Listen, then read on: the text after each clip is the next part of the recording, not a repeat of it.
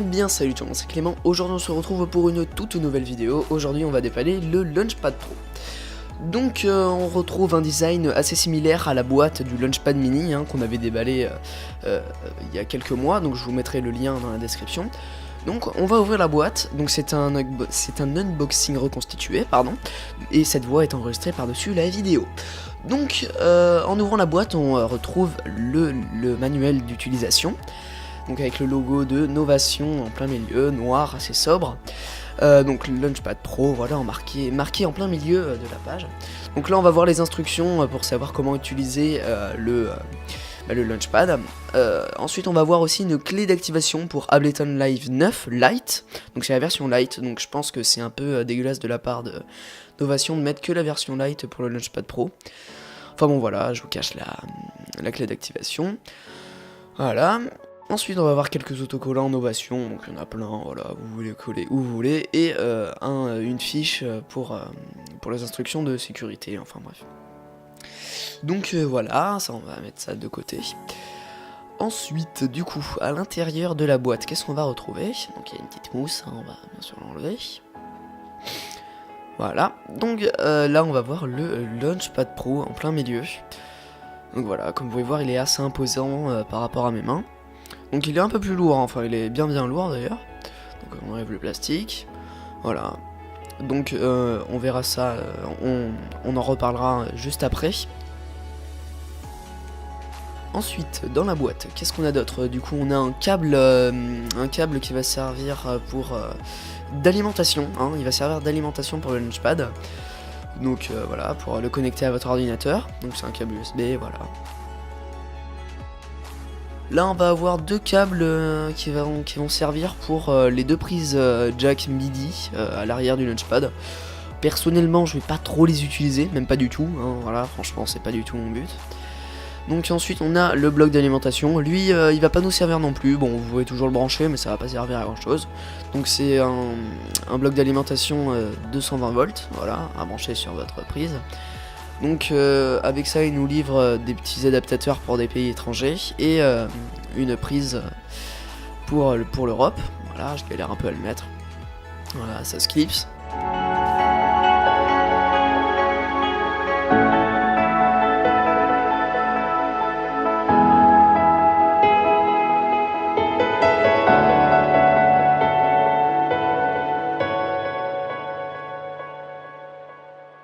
Donc qu'est-ce qu'on va voir déjà? Il y a plein de boutons ronds tout autour des 64 pads. Donc là on va avoir des boutons pour naviguer entre les plusieurs menus. Et là on va voir les boutons session, note, user et device. Bon ça on verra ça dans une prochaine vidéo. Là c'est les boutons qui servent à activer une ligne complète. Ensuite là on a d'autres boutons d'options dont je vous parlerai aussi dans une prochaine vidéo. Voilà.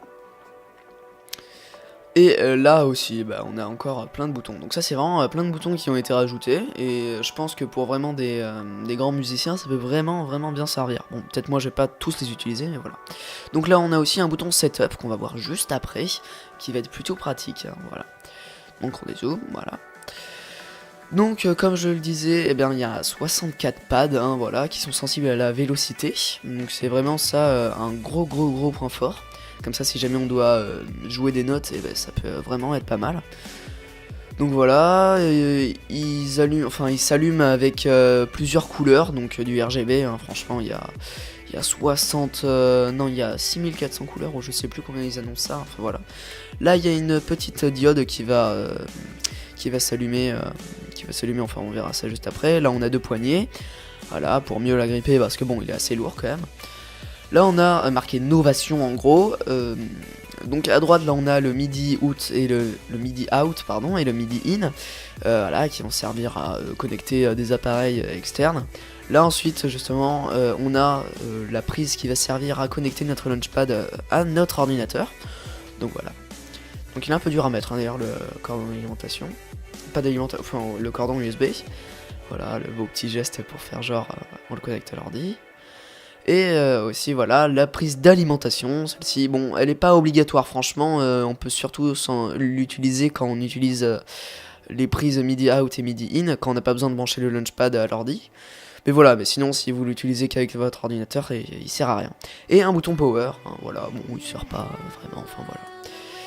Et à l'arrière, on a une matière caoutchouc, hein, voilà, qui est creusée légèrement, qui est creusée pour refaire la forme des pads et des boutons d'option tout autour du launchpad. Donc une fois le launchpad allumé, on va directement aller dans le menu Setup. Donc on appuie sur le bouton Setup, il faut bien tenir appuyé sur le bouton Setup, hein, voilà. Et là du coup on va être dans le menu du launchpad. Donc je viens de vous montrer il y a 2 secondes les différents menus. Donc la diode qui est juste sur la partie inférieure du launchpad, elle va changer de couleur suivant sur quel menu le launchpad est. Donc là on va aller sur le mode live pour utiliser le launchpad sur Ableton Live. Donc là on voit qu'il y a marqué live, extraordinaire. Et la diode est devenue verte. Voilà, donc on revient sur Setup, on voit bien en plus que live c'était le bouton vert. Ensuite en mode note, donc ça c'est le mode par défaut du launchpad, c'est pour contrôler des appareils externes au launchpad, voilà. Donc on voit bien que la diode est devenue bleue, donc on peut changer d'octave, voilà, avec les boutons. On revient dans Setup, on va aller maintenant dans le mode drum, donc ça va servir aussi pour contrôler des appareils externes.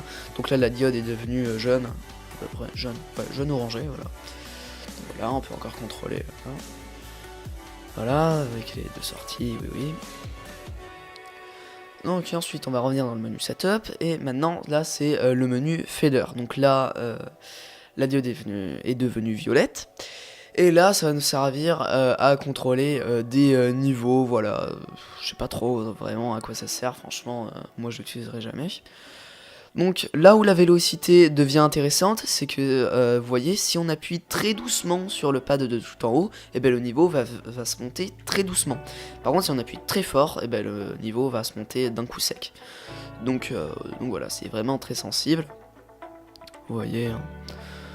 Donc ça c'est vraiment un des gros points forts du Launchpad Pro. Et ensuite le dernier mode c'est le mode programmeur, pardon, excusez-moi. Ça va servir pour les gens qui font un peu de programme et aussi pour utiliser le Launchpad sur FL Studio. Voilà, donc c'est pas vraiment son but principal, mais voilà, si jamais il y a des gens qui veulent l'utiliser sous FL Studio, eh ben, ils peuvent, mais seulement sur le mode programmeur. Ensuite, là, on va avoir 4 boutons qui vont servir à gérer la vélocité, donc plus ou moins sensible. Donc le bouton tout à gauche, ça veut dire que ça va être très sensible à la vélocité, et le bouton tout à droite ça va être pour pas du tout être sensible, c'est-à-dire toujours être au niveau maximum. Et là les 3 boutons que je viens de vous montrer, je ne sais pas trop à quoi ça sert, mais je sais qu'il faut le laisser sur le bouton blanc, c'est-à-dire au max, parce que sinon moi ça fait des petits bugs quand je joue des projets, enfin bref, je sais pas si ça va être pareil pour vous, enfin voilà. Et ensuite, il y a un menu caché, c'est-à-dire que si vous tenez appuyé sur Setup et ensuite que vous allumez votre Launchpad, là, vous allez pouvoir gérer le numéro du Launchpad. Si comme moi, vous avez qu'un seul Launchpad, vous n'avez pas du tout besoin de toucher à ça. Mais par exemple, si vous avez 2 Launchpads et que vous voulez jouer 2 Launchpads en même temps, voilà, et vous allez mettre votre Launchpad sur l'idée numéro 2. Comme ça, dès que vous serez sur votre logiciel, vous aurez le Launchpad principal et le Launchpad numéro 2. Ensuite là on a un petit bouton bleu qui va servir à désactiver ou activer les textes dès qu'on change de menu. Vous savez, dès qu'on va par exemple sur le menu live, il y a marqué live et ça défile. Et du coup voilà, bon moi je vais laisser activer, c'est toujours mieux. Là on va avoir 2 boutons qui vont servir d'information. Donc là c'est pour le bootloader. Donc là on va avoir la version 154. Et ensuite la version du firmware juste à côté. Donc firmware, voilà. Et pareil c'est la version 154. Donc voilà, et ensuite on rappuie sur Setup pour sortir de ce menu et sauvegarder.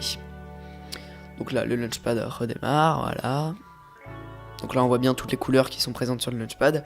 Et on revient sur le menu Note.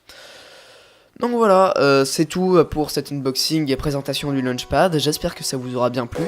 Je suis désolé si la voix est pas vraiment raccord avec la vidéo. C'est vraiment que j'ai pas pu avoir mon micro le jour là où je tournais avec mon appareil. Donc voilà, sinon n'hésitez pas à vous abonner à ma chaîne si jamais ça vous a bien plu, si jamais ce genre de vidéo vous plaît. Et puis voilà, si jamais vous avez d'autres sujets de vidéo, vous pouvez me les mettre dans les commentaires. Et puis voilà, je vous dis à la prochaine pour une toute nouvelle vidéo. Allez, salut!